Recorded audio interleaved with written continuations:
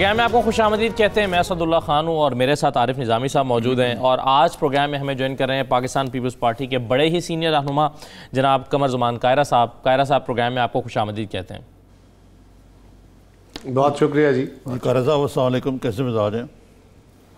السلام علیکم عارف صاحب, آپ خیریت سے ہیں؟ یہ قاہرہ صاحب یہ بتائیے کہ آج زرداری صاحب نے یہ انکشاف کیا کہ اس وقت نواز شریف اور مریم نواز جو ہیں حالات ٹھنڈے کر رہے ہیں. اس سے کیا مراد ہے ان کی؟ حکومت سے معافی مانگ رہے ہیں, کوئی این آر او مانگ رہے ہیں, کیا چکر ہے؟ میاں صاحب, محترمہ کلثوم نواز شریف صاحبہ کی وفات کے بعد مسلسل میاں صاحب خاموش ہیں, سوائے اس موقع پہ جب ضرورت پیش آئی تو وہ اسمبلی میں تشریف لے گئے اور وہاں پہ جا کے انہوں نے شہباز شریف صاحب سے مشاورت کر لی کہ اے پی سی میں جانا ہے کہ نہیں. یوں تو وہ بھی ایک پولیٹیکل ایکٹیویٹی تھی, لیکن ویسے وہ عدالت میں جاتے تھے یا ادروائز بھی پارٹی کے اندر ان کی ایکٹیویٹی تھی. مریم بی بی کا بھی یہی صورتحال تھی. تو دونوں باپ بیٹی جو مسلسل خاموش ہیں, اس سے یقیناً پھر بہت ساری ایک بحث چڑھتی ہے کہ ایک دن پہلے تو آپ بہت تلخ ہیں اور آپ سسٹم کے اوپر, آپ حکومت کے اوپر, آپ اداروں پہ, آپ نیب پہ, سارے طریقہ کار پہ آپ اعتراض کر رہے ہیں اور آپ بڑے کھل کے میدان میں کھڑے ہیں, اور دوسرے دن اگر آپ کی ٹون بالکل بند ہو جاتی ہے اور پھر تسلسل کے ساتھ آپ خاموش ہو جاتے ہیں, تو اس سے سوال اٹھتے ہیں. کیونکہ ہمارے ملک میں ایک ہسٹری ہے پوری اس کی کہ لوگ ایجیٹیشن ہوئی, طلب میں خرابی ہوئی, تلخی ہوئی, اور اس کے بعد کوئی بیک ڈور چینل چلتے رہتے ہیں, بیک ڈور چینل چلے اور کوئی رستے بند پڑے. اس کی وجہ سے, اس ماضی کی وجہ سے, اس ہسٹری کی وجہ سے ہمارے لوگوں میں یہ ہمیشہ اسپیکولیشن رہی کہ کہیں اس کے بیک گراؤنڈ میں کوئی ایسا صورتحال تو نہیں. یہ میرا خیال ہے ایک سبب بن رہا ہے, اور لوگ سوچ رہے ہیں, دیکھ رہے ہیں کہ میاں صاحب ویسے خاموش نہیں ہو گئے. ہو سکتا ہے انہیں کہا گیا ہو, اور وہ بات کیونکہ آلریڈی شہباز شریف صاحب, چودھری نثار صاحب, وہ تو خیر مسلم لیگ چھوڑ گئے, لیکن ان کے اور بہت سارے ساتھی میاں صاحب کو اور مریم بی بی کو کہتے رہے کہ آپ کو ذرا سافٹ ہونا چاہیے, ہمیں رستے پیدا کرنے دیں, لیکن وہ نہیں مانے. تو اب اگر میاں صاحب خاموش ہو گئے ہیں تو لوگ یہ اسپیکولیٹ کر رہے ہیں کہ شاید کچھ ایسا. لیکن قاہرہ صاحب یہ بات تو کچھ تھوڑی سی عجیب ہے نا کہ پہلے تو جب آپ کے مشیر کہتے تھے کہ ہاتھ اعلیٰ رکھو تو نہیں رکھے. بعض صحافیوں نے کہا جی جی ٹی روڈ پہ چلیں, جی ٹی روڈ پہ چل پڑے, بڑی کانفرنٹیشن لی, اس کے نتیجے میں پھر جیل میں پہنچ کے بالآخر. اب جب جیل سے ضمانت پہ باہر آئے ہیں تو یہ ٹھیک ہے, محترمہ کلثوم کے انتقال سے ان کو کافی رانج پہنچا. میں نے تو ان سے پوچھا بھی تھا, میں ایک دن گیا تھا ادھر, تو میں نے کہا میاں صاحب کو سیاسی بات کرے, کہنے لگے عارف صاحب ابھی ٹھہر جائیں. تو ایک تو اب 40واں بھی ہو گیا ہوا ہے, زندگی تو چلتی رہتی ہے, اور وہ ایک بہت بڑی سیاسی جماعت کے یعنی پریکٹیکل تو وہی سربراہ ہے نا جی, تو ان کی خاموشی معنی خیز ہے. صحیح ہے. یہ اس لیے تو نہیں ہے کہ کوئی کیسز کے معاملے میں ذرا ان کے ساتھ بھی ہاتھ ہلا رکھا جائے, لیکن ہاتھ ہلا ہو تو نہیں رہا, کیونکہ جو سپریم کورٹ کی آخری چیف جسٹس نے جو ریمارکس دی ہیں اس سے تو لگتا ہے جو اسلام آباد ہائی کورٹ کے فیصلے کو بھی ان کی ضمانت والے کو ریورس کیا جا سکتا ہے. جی بالکل, جو میڈیا میں خبریں سنی یا اخبارات میں پڑھا, اب وہ عدالت کے اندر ہونے والی کارروائی پہ جو بظاہر خبر ہے وہ تو یہی ہے. اب ڈیٹیل اس کی کیا نکلتی ہے یا اس کے اندر عدالت فردر اس کی پروب جب کر لے گی تو پھر عدالت کا فیصلہ کیا آتا ہے, لیکن بظاہر تو یہی صورتحال نظر آتی ہے کہ عدالت وہ ہائی کورٹ کا فیصلہ سٹرائک ڈاؤن کرے گی, کیونکہ انہوں نے کچھ پرنسپلز کی باتیں کی ہیں, کچھ کنٹورز طے کیے ہیں. لیکن میں نے پہلے بھی گزارش کی عارف صاحب کہ میاں صاحب کا ایک طرف بہت زیادہ ایکسٹریم پہ چلے جانا اور پھر ایک دم بالکل ٹوٹل خاموش ہو جانا, اور وہ لائن اختیار کر لینا جو ان کے ساتھی, ان کے جو ہمدرد تھے وہ ان کو سمجھا رہے تھے کہ آپ ہمیں موقع دیں اور آپ یہ تلخ رویہ چھوڑیں, وہ ایک دم اس لائن پہ آ جاتے ہیں. تو پھر یقینی طور پہ یہ سوال اٹھتے ہیں کہ یہ وجہ کیا ہے. لیکن یہ ابھی کیفے ہیں جس کے بارے میں حتمی تو میرے پاس تو حتمی کوئی گفتگو نہیں ہے. صحیح ہے. اچھا قاہرہ صاحب, ابھی تو حکومت کو آئے چند ہفتے ہوئے ہیں یا 2 مہینے ہوئے ہیں, ایسے میں منظور وسان صاحب نے خواب دیکھنے شروع کر دیے ہیں، جو کبھی سچے خواب بھی دیکھتے ہیں اور کبھی نہیں بھی سچے ہو پاتے. وہ کہہ رہے ہیں کہ حکومت مدت پوری نہیں کرے گی، اور ان کے خواب کو بڑی اہمیت دی ہے زرداری صاحب نے. وہ کہہ رہے ہیں منظور وسان صاحب نے خواب دیکھا ہے حکومت مدت پوری نہیں کرے گی. تو یہ حکومت کا مدت نہ پوری کرنے کا جو اندیا یا اس قسم کی باتیں پیپلز پارٹی کے، خاص طور پر پیپلز پارٹی کے حوالے سے، کیونکہ پیپلز پارٹی تو ہمیشہ جمہوریت کے تسلسل پہ یقین رکھتی ہے، دوسرے خوابوں کی دنیا میں نہیں رہتی. ہاں، خوابوں کی دنیا میں نہیں رہتی. تو یہ تھوڑا جلدی نہیں ہے اس طرح کے بیانات؟ پہلی گزارش تو یہ ہے جی کہ ہم اگر چاہتے، اگر پیپلز پارٹی کی یہ خواہش ہوتی کہ یہ نظام نہ چلے تو یہ اسمبلی پیدا ہونے سے پہلے ختم ہو جاتی. اس لیے ایک الیکشن ہوا، کچھ جماعتوں نے یہ مشاورت کی، اس پہ میٹنگ ہوئی کہ اسمبلی کا بائیکاٹ کر لیا جائے، اس کے اندر اوتھ نہ لیا جائے. اگر اس آواز میں پیپلز پارٹی کی آواز بھی شامل ہو جاتی تو یقیناً آج کی جو اپوزیشن ہے یہ اگر بائیکاٹ کر دیتی تو اسمبلی دھڑام سے اپنے منطقی انجام کو پہنچ جاتی. میں سمجھتا ہوں پیپلز پارٹی کبھی بھی نظام کے خلاف یا اسمبلی کے خلاف نہیں گئی. یہ پیپلز پارٹی کی ہسٹری ہے. منظور وسان صاحب کو خواب آتے ہیں، وہ خواب دیکھتے ہیں. زرداری صاحب نے تو خود، بلاول صاحب نے خود واضح طور پہ 2 پریس کانفرنسز زرداری صاحب نے کی ہیں. بلاول صاحب نے آج تک ایک اپوزیشن کے ممبر کے طور پہ، ایک اپوزیشن کی جماعت کے سربراہ کے طور پہ حکومت کی پالیسیز پہ، ان کے وزراء پہ، ان کے کنڈکٹ پہ، ان کی ایبیلٹی پہ، ان کے ماضی پہ، ان کے حال پہ اعتراضات کیے ہیں. لیکن ہم نے ہمیشہ یہ کہا یہ تو خوش قسمت گورنمنٹ ہے کہ ہم اپوزیشن والے کہتے ہیں اللہ کرے یہ اپنا ایجنڈا پورا کرے، یہ ڈیلیور کرے اس قوم کو. ہم سارے کہہ رہے ہیں. تو یہ جو کہا جا رہا ہے کہ یہ گورنمنٹ اپنی مدت پوری کرتی نظر نہیں آتی، وہ کوئی نہیں گرائے گا اس کو. یہ ہمیں گمان ہے یا ہمارا تجربہ بتاتا ہے کہ اس طرح اتاولیوں والے جو لوگ ہوتے ہیں، جو جلد باز ہوتے ہیں، جو حالات کو خود خراب کرتے ہیں، ہمارے ملک کے اندر حکومت کرنا ایک ناممکنات میں ہے کہ آپ اس کو سموتھ سیلنگ کرا لیں. اور حکومت کا کام ہوتا ہے چیزوں کو ٹھنڈا رکھ کے چلے تاکہ کچھ سموتھ سیلنگ ہوتی رہے، ورنہ بے شمار آبسٹیکلز ہوتے ہیں، صرف پارلیمان میں نہیں، اپوزیشن کی طرف سے نہیں، اور بہت سارے انٹرنل ایکسٹرنل فیکٹرز ہوتے ہیں اس کے. لیکن یہ جماعت تو خود اپوزیشن کے ساتھ لڑ رہی ہے، اسمبلیوں کے اندر بھی، اسمبلیوں کے باہر بھی، اور خود ایک محاذرائی کی کیفیت ہے. لہذا ہم یہ سمجھتے ہیں کہ ان کے اپنے کرم و جرموں کی بدولت یہ اپنے پاؤں پہ کلہاڑی مار لیں گے. جس طرح مسلم لیگ کے لیے کہتے تھے کہ مسلم لیگ کو کسی دشمن کی ضرورت نہیں ہے، وہ اپنے پاؤں پہ خود کلہاڑی مارنے کے لیے کافی ہے، اور میاں صاحب نے اپنے پاؤں پہ کلہاڑی مار لی.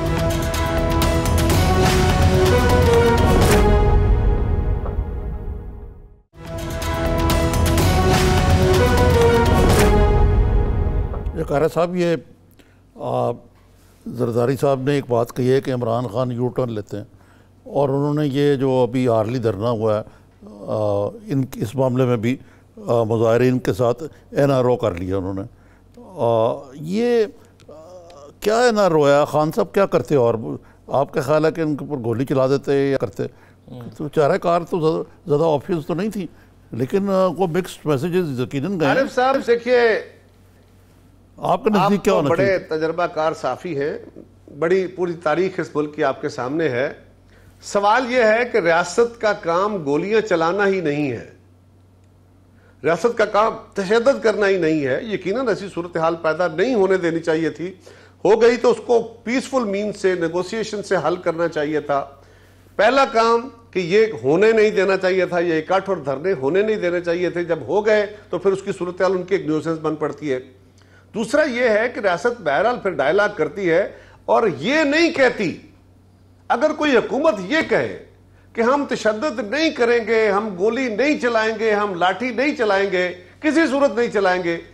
عارف صاحب، دنیا کی کوئی ایسی ریاست نہیں ہے جو ضرورت پڑنے پہ لاٹھی اور ضرورت پڑنے پہ گولی نہ چلائے. ضرورت پڑنے پہ ایک وقت ہوتا ہے، اور تشدد کا عنصر، تشدد صرف ریاست کر سکتی ہے.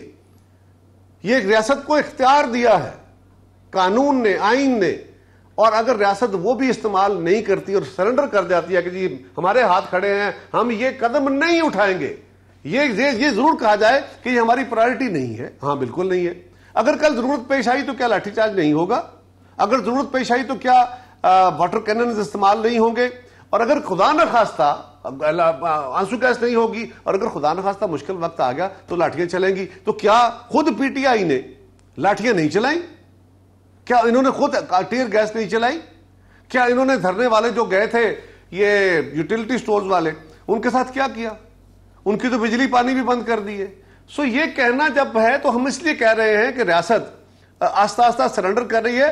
عمران خان صاحب کا اس میں قصور میں نہیں سمجھتا زیادہ. خان صاحب ان کے ساتھ ایک طرح کے ہینڈ ان گلوڈ ہیں. اگر وہ نہیں یہ تو میں نہیں کہہ رہا کہ انہوں نے خود سارا کچھ کرایا, لیکن وہ ان کے ساتھ ان کے ووٹ بینک پہ بھی نظر رکھے بیٹھے ہیں اور وہ مذہبیت کو استعمال کرنا چاہتے ہیں. صاحب وہ جواب اس کا یہ دے رہے تھے, افتخار دورانی صاحب ہمارے شو میں تھے, وہ کہتے ہیں کہ اس وقت دیکھیں نا جو حکومت نے بھی تو غلط کام کیا تھا کہ پوری کی پوری شکی آئین سے نکال دی تھی.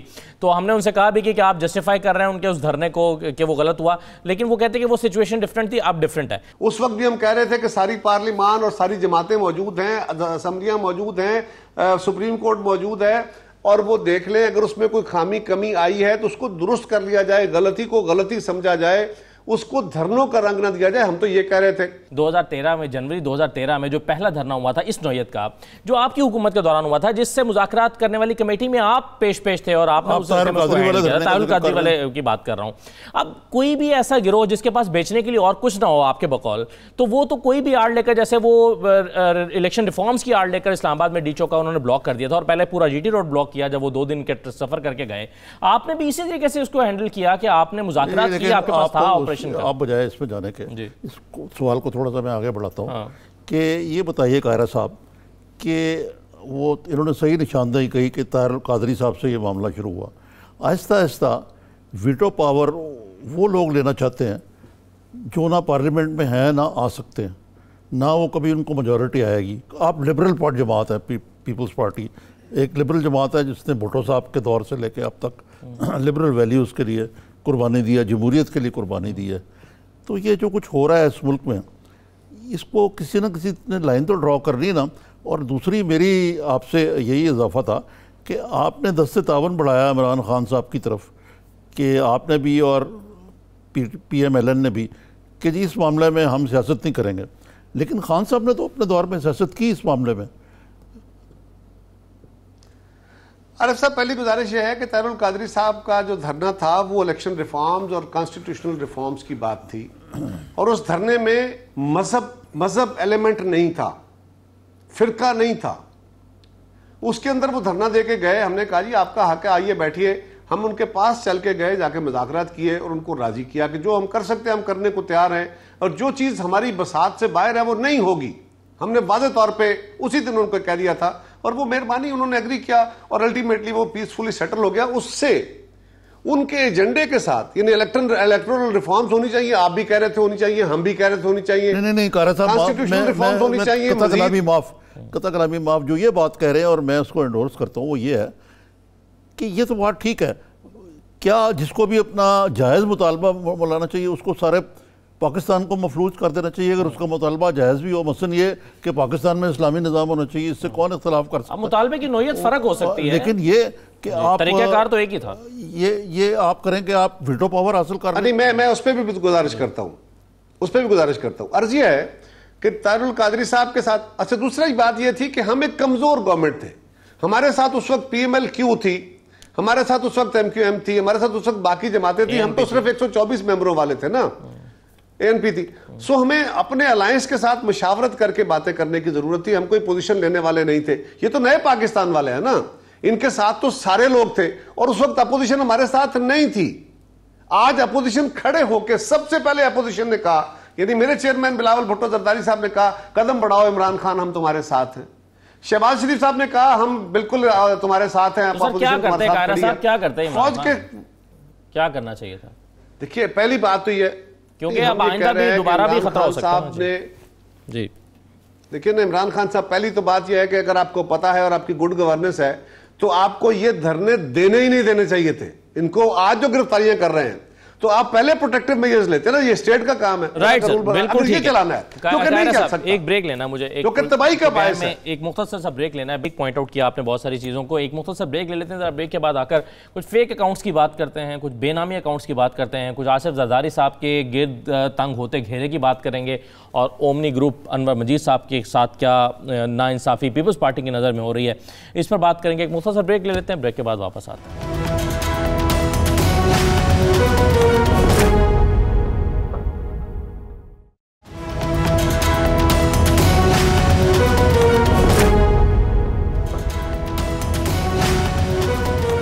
کے بعد آپ کو دوبارہ خوش آمدید کہتے ہیں. قمر زمان قاہرہ صاحب ہمارے ساتھ موجود ہیں. قاہرہ صاحب, یہ فیک اکاؤنٹس کا جو معاملہ ہے, جی آئی ٹی بنی ہوئی ہے, سپریم کورٹ میں از خود نوٹس کیس چل رہا ہے, 12 تاریخ کو اس کی دوبارہ سماعت ہے. اب وہ روز بروز وہ اکاؤنٹس نکلتے آ رہے ہیں, کبھی کسی کے اکاؤنٹ میں پیسے آ گئے, کبھی کسی کے اکاؤنٹ میں.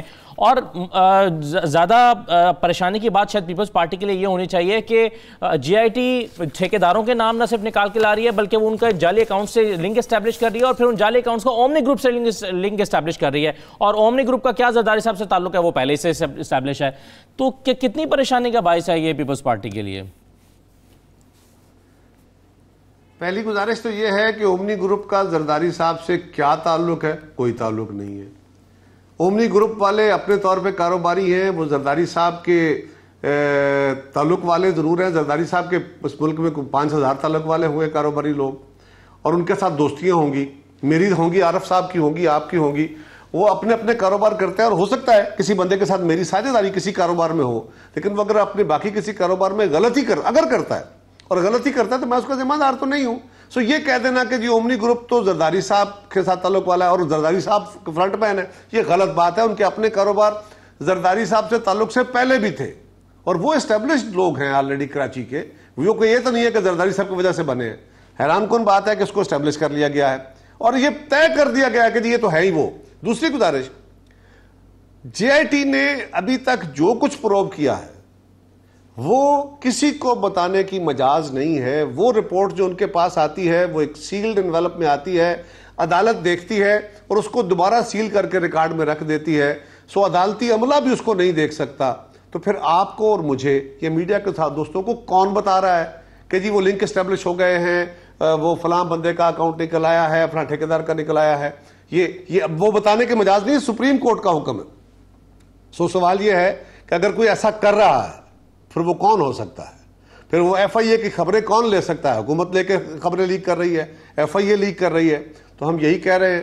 اب تیسری گزارش یہ ہے کہ آپ لاہور شہر میں بیٹھے ہیں, اس ملک کا 50% سے زیادہ کاروبار انفارمل ہے, وہ انلیگل نہیں ہے, انفارمل ہے. انفارمل ہے وہ ٹیکس ایویژن والا کاروبار ہے. اس ملک کے تاجر ہوں, اس ملک کے صنعت کار ہوں, اس ملک کے بڑے لوگ ہوں, وہ پراپرٹی والے ہوں, یہ جتنے ہنڈی والے ہوں, کیا اس کے لیے کوئی فارمل اکاؤنٹ استعمال ہوتا ہے؟ کیا ساری سیل پرچیز کمپنیاں اپنے فارمل اکاؤنٹ سے, اپنے پرسنل اکاؤنٹ سے دیتی ہیں؟ لاہور شہر, اور میں عدالت کو بار بار ریکویسٹ کر چکا ہوں کہ اب عدالت نے یہ کام چھیڑا ہے تو فیک اکاؤنٹ سارے, کوئی بزنس اکاؤنٹ کے نام پہ ہے, کوئی فیک اکاؤنٹ کے نام پہ ہے, کوئی کسی نام پہ, اس کو جتنے مرضی نام دے لیں, لیکن وہ بے نامی اکاؤنٹس ہیں, وہ ہیں کسی اور کے, چلاتا کوئی اور ہے. یہ پاکستان کے اندر لاکھوں کی تعداد میں ہے, لاکھوں کی تعداد میں ہے, اور یہ اکاؤنٹ بند ہونے چاہیے. سو یہ کہہ دینا کہ جی سیالکوٹ میں بھی اکاؤنٹ نکلا تو جھنڈا پیپلز پارٹی کا, پشاور میں نکلا تو جھنڈا پیپلز پارٹی کا. کراچی بڑا شہر ہے, کراچی میں بے شمار اربوں خربوں کا کاروبار ہوتا ہے, اور وہاں پہ یہ ایک نارمل پریکٹس ہے لوگوں کی, سارے ملک میں ہے. یہ تو بات آپ کی درست ہے کہ بعض ایسٹیمیٹس کے مطابق پاکستان کی جو بلیک اکانومی وہ فارمل اکانومی سے بڑی, اسی لیے شاید یہ ملک جو ہے ریڈر آ گئے, اکانومی کو لیپس بالکل نہیں کی اس طرح جس طرح کرنی چاہیے تھی. لیکن یہ جو زرداری صاحب والا معاملہ ہے یا جو سارا, یہ آپ یہ کہہ رہے ہیں کہ جو فیک اکاؤنٹس ہیں یہ ہماری کاروباری جو پریکٹسز ہیں اس کا حصہ ہے, اس کا ایک کلیدی حصہ ہے, یہی کہہ رہے ہیں نا آپ؟ تو ایسے میں کیا آپ اس کی اونرشپ کو بھی تسلیم کر لیں گے سر؟ پھر نہیں, اونرشپ تو پھر فیک ہی ہے نا. پھر میری گزارش یہ ہے, میں یہ کہہ رہا ہوں اور بالکل میں دوبارہ ریپیٹ کرتا ہوں, پاکستان میں جتنی ٹریڈ ہوتی ہے اگر وہ سارا پیسہ, ساری ٹریڈ اپنے فارمل اکاؤنٹ سے ڈکلیئر کر دیں, ایف بی آر ان کی جان نہیں چھوڑے. آپ کے ہاں بے شمار پیسہ ہے جو آپ ایل سیاں کھولتے ہیں, تھرو ایل سی بینکس پیسہ کم جاتا ہے, انفارمل چینل سے پیسہ بھیجا جاتا ہے. یعنی $100 کی ایل سی کھلتی ہے, $30 فارمل اکاؤنٹ سے جاتے ہیں, $70 انفارمل وے سے جاتے ہیں. وہ کون سے اکاؤنٹس ہیں جن سے وہ پیسے ٹرانسفر ہو رہے ہیں؟ وہ لانچوں میں بھر کے, جہازوں میں بھر کے تو ڈالر نہیں جا رہے نا, بینکوں کے ذریعے جا رہے ہیں, اکاؤنٹس کے ذریعے جا رہے ہیں. میرے نام کا اکاؤنٹ نہیں ہے, میں نے ایل سی کھولی ہے. اچھا, ایک اور موضوع کی طرف چلتا ہوں آپ سے. یہ چین کے دورے کا بڑا شور ہے, خان صاحب گئے وہاں 5 دن لگا کے آئے. جو ناقدین ہیں وہ کہتے ہیں کہ جی خالی ہاتھ ہے, ابھی کچھ نہیں ملا. وہ کہتے ہیں خان صاحب کہ میں بتا نہیں سکتا, بڑا کچھ ملا ہے لیکن میں ابھی اس کو خفیہ رکھ رہا ہوں. ایک ہماری فالو اپ ٹیم جو ہے وہ کل سے وہاں جا کے مذاکرات بھی کر رہی ہے. تو پیپلز پارٹی کیسے دیکھتی ہے یہ چین کے دورے کے؟ کیونکہ آپ کا بڑا رول ہے زرداری صاحب کا، چین وہ ہر مہینے جاتے رہے، سی پیک کے معاملے میں بھی ان کا بڑا کردار رہا ہے، تو یہ کیا پرابلم کیا کریٹ ہو گیا کہ چین جو ہے کچھ تھوڑا سا جس سے پہلے تھا کہ بالکل جی آئے نو والا معاملہ نظر نہیں آیا مجھے؟ جب سے یہ ہماری گورنمنٹ آئی ہے نا، یہ حکومت میں آنے سے پہلے تو دعوے کر ہی رہے تھے اور فیک کر رہے تھے، اور ہم اس وقت بھی حیران ہوتے کہ کیسے کریں گے۔ جب سے گورنمنٹ میں آئے ہیں انہوں نے جتنے دعوے کیے ہیں، انہوں نے 50 لاکھ گھروں کا ہو، 1 کروڑ نوکریوں کا ہو، ایک نظام تعلیم ہو، ایک طرح کا کریکولم ہو، لمبے دعوے ہیں، پولیس ریفارمز ہوں، غیر سیاسی بھرتیاں ہوں، میرٹ پہ کام ہو، وزیر اعظم صاحب ہر ہفتے جا کے وہ اسمبلی میں کوسچن آور کو ایڈریس جواب دیں گے، وہ ہو، کوئی ایسا کام نہیں ہے جو انہوں نے سرے لگایا ہو۔ پھر جب یہ باہر گئے، ملک کے حالات مشکل تھے، ہمیں پتا تھا کہ پاکستان کو IMF کے پاس بھی جانا پڑے گا، چائنا سے بھی مدد لینی پڑے گی اور ملکوں سے بھی لینی پڑے گی، ہم ہوتے ہم بھی لیتے، کوئی رستہ ہی نہیں تھا۔ اور یہ کہتے ہیں کہ پاکستان نے یہ آپشن کے طور پہ قرضے لیے ہیں، اپنے موجوں کے لیے لیے ہیں۔ آج آپ بیٹھے ہیں، جب مسلم لیگ کو گورنمنٹ ملی تھی حالات کیا تھے ذرا اس کا بھی اندازہ کر لیجئے، اور اس سے پہلے جب 2008 میں ہمیں ملی تھی تب صورتحال کیا تھی، اس پہ کبھی پروگرام کیجئے، بیٹھ کے بات کر لیں۔ اب سوال یہ ہے کہ یہ سعودی عرب گئے، انہوں نے آتے کہا جی کہ $10 ارب ہمیں مل رہی ہے، آن ریکارڈ ہے سارے ان کے وزراء، $10 ارب ہمیں مل رہے ہیں۔ ہم نے اس وقت بھی کہا یار بڑی بات ہے، اللہ کرے ایسا ہو جائے، پاکستان کا فائدہ ہے، کیا شرائط ہو سکتی ہیں، کس ریٹ آف انٹرسٹ پہ پیسہ ملا ہوگا کوئی پتہ نہیں، لیکن ہمیں اس وقت بھی ڈاؤٹ تھا، اور ہم نے کہا بھائی ذرا ڈرم بیٹنگ کم کرو۔ پتہ چلا کہ وہ تو کچھ نہیں ہے، وہ تو زیرو جواب ملا وہاں سے۔ پھر دوبارہ جب دوسرے ٹور میں گئے تو اس وقت بھی یہ کہا گیا کہ جی ہمیں $12 بلین دیا ہے سعودی عرب نے، $12 بلین کا پیکج۔ کیا ہے اس میں؟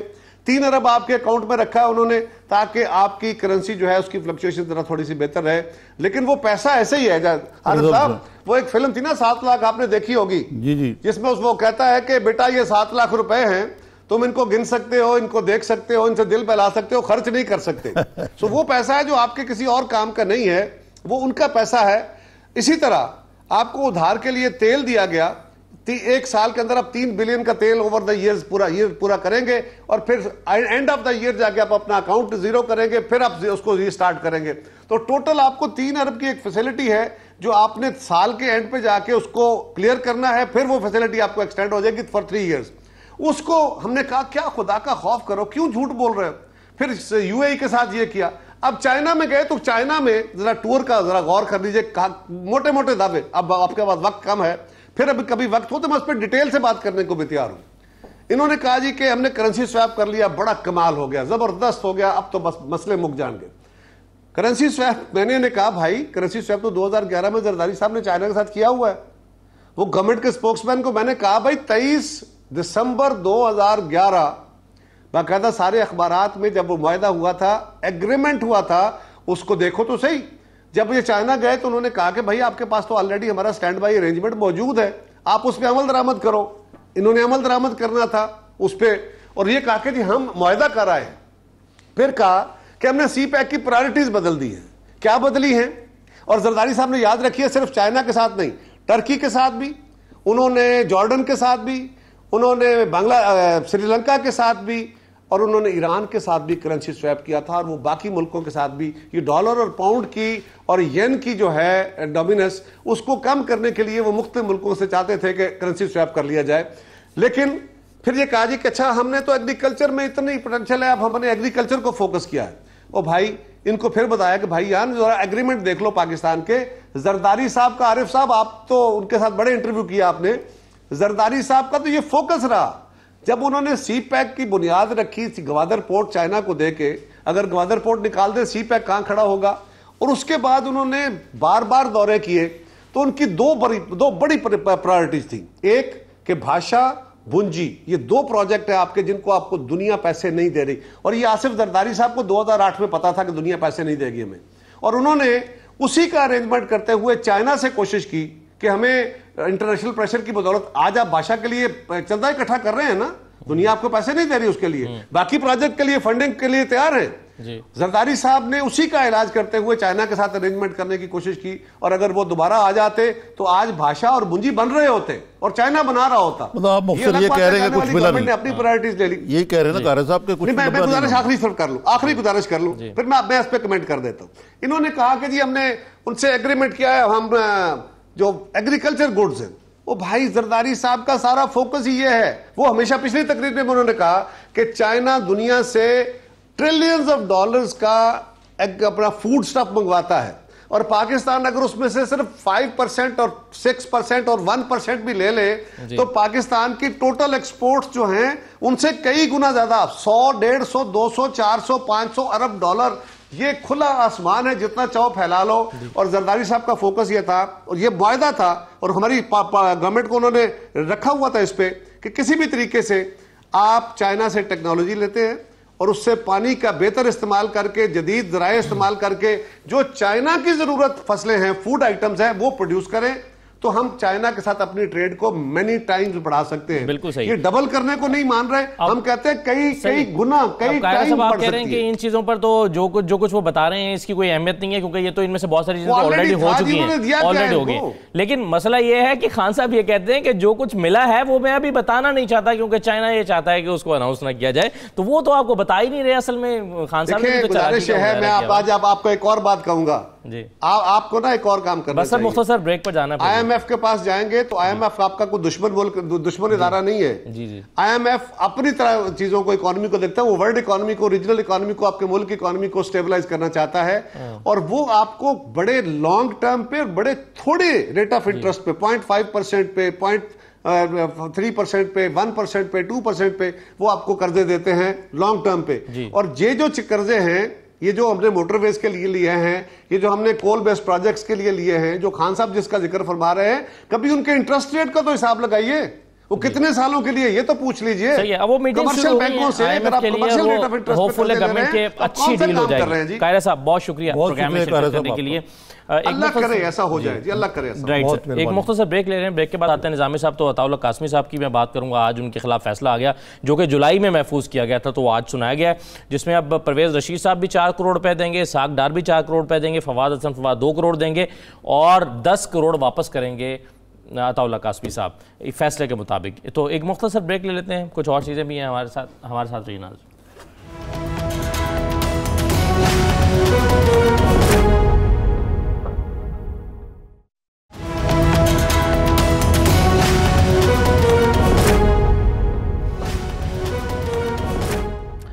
دوبارہ خوش آمدید کہتے ہیں آپ کو بریک کے بعد. نظامی صاحب, عطا اللہ قاسمی صاحب کی پوری بڑی لمبی اس پہ ہیئرنگز ہوئی تھیں. عطا اللہ قاسمی صاحب کی تقرری غیر آئینی قرار دے دی گئی ہے کہ وہ ان کا تقرری نہیں ہو سکتا تھا, اور پھر انہوں نے ظاہر ہے جو مراعات لیں اور جو تنخواہیں لیں وہ سب غیر قانونی ہو گیا. تو اب عدالت نے فیصلہ سنایا ہے کہ اس سب کو واپس جو ہے وہ کیا جائے قومی خزانے میں, اور جو اس کے ذمہ دار ہیں وہ سب مل کے جمع کرائیں. خود عطا اللہ قاسمی بھی 10 کروڑ روپے دیں گے, 50% یعنی کہ جو پیسے ان پر خرچ ہوئے تھے, اور فواد حسن فواد صاحب 2 کروڑ, اور 40% یعنی اسحاق ڈار صاحب اور پرویز رشید جو ہیں وہ 4 کروڑ روپے قومی خزانے میں جمع کرائیں. یہ فیصلہ جو ہے میرے نزدیک تھوڑا سا محل نظر ہے, اس لیے کہ جو کمپیٹنٹ اتھارٹی ہے اگر اس نے یہ فیصلہ دیا ہے تو اس وقت فواد حسن فواد کی مثلا میں یہ نہیں کہتا کہ بڑے وہ پوتر ہیں, ان کی کیا مثال کہ وہ پرائم منسٹر کے جو ہمارا ماحول ہے اس میں کہیں گے جی نہیں یہ میں نہیں کرتا, وہ کہیں گے سر یہ نہیں کر سکتے, ان کا کرو. وزیر اطلاعات ہیں ان کا بھی یہی حال ہے, اسحاق ڈار فائنانس منسٹر تھے, ان کا کوئی براہ راست تعلق نہیں بنتا. اور عطا اللہ قاسمی صاحب نے اگر بہتی گنگا میں ہاتھ دھوئے ہیں تو ان کو جو انہوں نے مقرر کیا وہ یہ اس معاملے میں وہ بھی تو جواب دہ ہیں, اور وہ سفر کر رہے ہیں. بہرحال یہ غلط بخیاں جو ہیں جس طرح کو مغلیہ دور ہے, یہ حکمرانوں کا ایک فیوڈل قسم کا مائنڈ سیٹ ہے کہ آپ جناب نواز شاہ جو ہیں اپنے, اور یہ میسج جاتا ہے ہمارے جیسے صحافیوں کو کہ بھائی آپ بھی اگر یہ کریں گے تو آپ کو بھی اشرفیاں آپ کے بھر دی جائیں گی. یہ ہے نا جی ایک قسم کا مائنڈ سیٹ, اور یہ بڑی دیر سے چلا آ رہا ہے. مطلب ہے کوئی میں کئی آپ کو مثالیں دیتا ہوں, تو میں خود آپ کو بتاتا ہوں کہ جب میاں نواز شریف بھاری مینڈیٹ سے آئے تو میرے بڑے اچھے تعلقات تھے ان سے، تو مجھے بلایا عارف صاحب، کہنے لگے کہ یہ صحافت لگے ہو، بی آئی او چیئرمین لگ جاؤ، یعنی وزیر کے اسٹیٹس میں جو ہمایوں اختر بعد میں لگا بورڈ آف انویسٹمنٹ۔ میں نے کہا میاں صاحب آپ مجھے معافی کریں، مجھے یہ کام نہیں یہ آتا۔ کس نے کہا آپ سے؟ میاں نواز شریف۔ اچھا، تو مقصد ہے کہ یہ ٹیمپٹیشن تو بڑی ہوتی ہے نا، جھنڈا دیکھیں نا، کیئر ٹیکر انفارمیشن، وہ کسی صاحب نے اعتراض بھی کیا تھا، اس میں بھی صرف اس لیے کہا کہ اس کا کوئی ایجنڈا نہیں ہے۔ لیکن جب ایک صحافی ایک بن جاتا ہے، کہیں سفیر بن جاتا ہے، جا کے کہیں وزیر بن جاتا ہے، کہیں مشیر بن جاتا ہے، کہیں کرکٹ بورڈ کا چیئرمین بن جاتا ہے، کہیں چیئرمین پیمرا بن جاتا ہے، چیئرمین پیمرا بن جاتا ہے، تو کیا کریڈیبلٹی رہ جاتی ہے؟ پھر ڈٹائی سے آ کے واپس آ کے مضمون بھی لکھنا شروع کر دیتے ہیں، اداریہ بھی لکھتے ہیں۔ تو مقصد ہے کہ یہ یا تو آپ کہیں کہ میں نے صحافت چھوڑ دی ہے، اور ملکوں میں بھی صحافی جو ہیں وہ مشیر بنتے ہیں، پھر وہ یہ کام چھوڑ دیتے ہیں۔ لیکن بہرحال یہ افسوسناک پہلو ہے ہمارے سیاست کا۔ نظامی صاحب، فواد صاحب جو ہیں اور اسحاق ڈار، یہ تو امیر آدمی ہے، پیسے واپس کر دیں گے، خود میرا خیال ہے قاسمی صاحب نے بھی کافی پیسے ان کے پاس بھی ہوں گے، یہ پرویز رشید صاحب کہاں سے واپس کریں گے؟ نہیں، دیکھیں پرویز رشید ایک مڈل کلاس آدمی ہیں، وہ بھی نہیں کر سکتے۔ عطاء اللہ قاسمی بھی ٹھیک ہے، لیکن میں نہیں سمجھتا کہ کوئی ارب پتی آدمی وہ، ایسی بات نہیں ہے، یہ کہنا غلط ہوگا۔ وہ اس وقت موجود نہیں ہے یہاں، لیکن میں یہ ضرور کہوں گا کہ ایک وہ سیلف میڈ آدمی ہیں بائی دا وے۔ ان کے جو والد صاحب مرحوم ہیں، وہ میرے ماڈل ٹاؤن میں ایک مسجد کے امام ہوتے تھے، ادھر سے انہوں نے ترقی کی اور اپنی بڑی محنت سے کی ہے، شبانہ روز محنت سے۔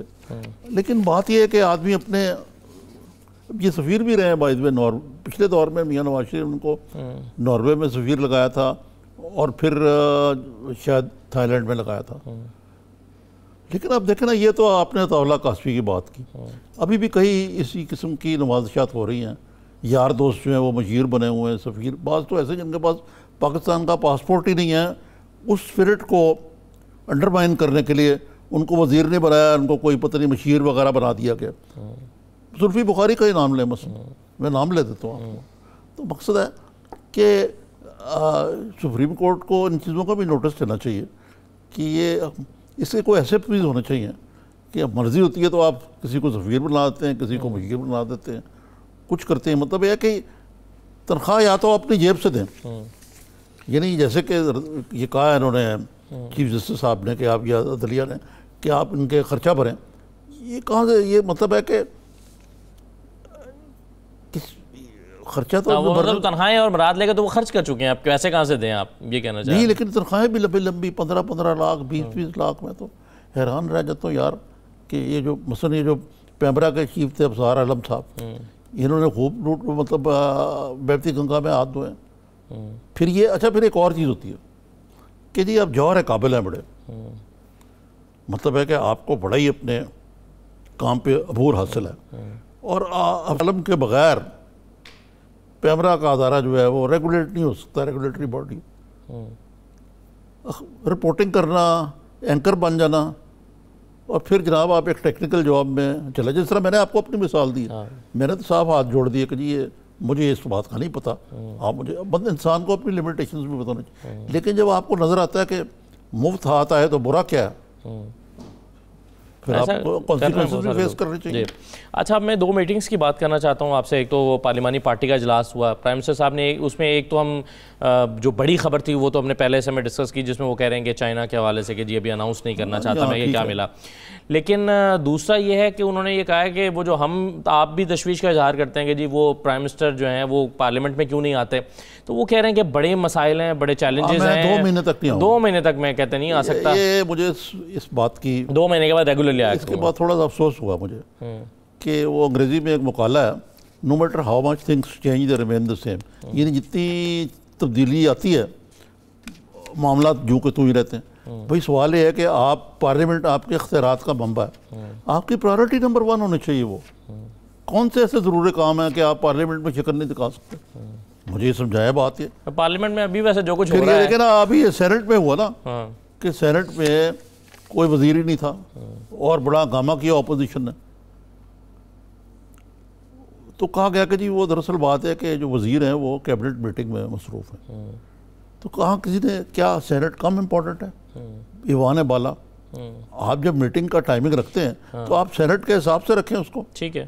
تو یہ اگر آپ دیکھیں نا میاں نواز شریف کئی مہینے سالوں نہیں آتے تھے پارلیمنٹ میں. ٹھیک بات. تو ہم ان کو کرٹیسائز کرتے تھے. لیکن جنرلی ویسے خان صاحب یہ کہتے تھے کہ میں کوشچن آر لوں گا, میں یہ کروں گا, میں وہ کروں گا. صرف میں ایک کریڈٹ دوں گا یوسف گیلانی صاحب کو.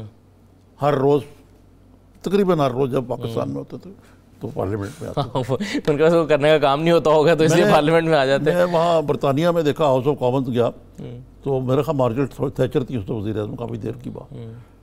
وہ وقفہ سوالات خود لیتی تھی اور وہ کہتے ہیں نا ہنگامہ, بڑی کیٹ کالز وغیرہ اور یہ بڑی لائیولی ہوتا تھا.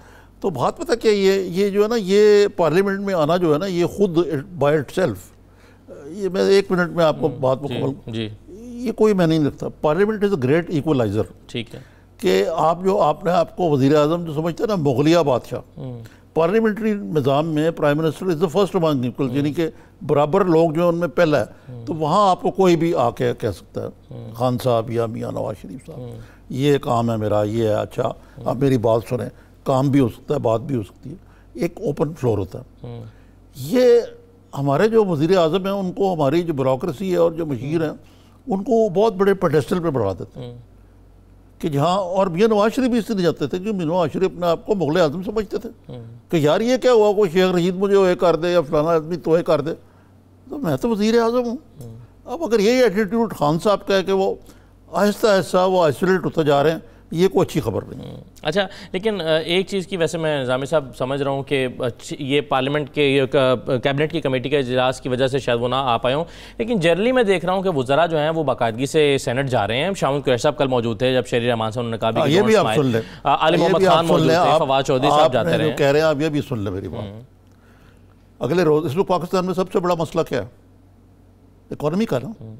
آپ کے اسد عمر صاحب جو ہیں وہ گئے وہاں, انہوں نے اکانومی پہ دھواں تقریر کی کہ سب اچھا ہے, یہ ہے, یہ ہے. اس کے بعد جب اپوزیشن کی باری آئی کہ اس تقریر پر ڈیبیٹ کریں, وہ چلے گئے. یہ نہیں ہے جو آپ کہہ رہے ہیں. جو پارلیمنٹ کی کارروائی میں حصہ لینا, یہ نہیں کہ آپ شکل دکھا کے کہیں کہ جی ہم آئے ہیں, یہ کوئی بات نہیں. فواد چودھری صاحب ہیں تو سوائے کا کیا کنٹریبیوشن ہوتی ہے وہاں, روز ہنگامہ ہوتا ہے وہاں, فکر بازی ہوتی ہے, نئے سے نہیں, پتہ نہیں, میں نے تو آپ کے سامنے کہا تھا کہ یہ آپ کو آمد ہوتی ہے, کیا ہوتا ہے.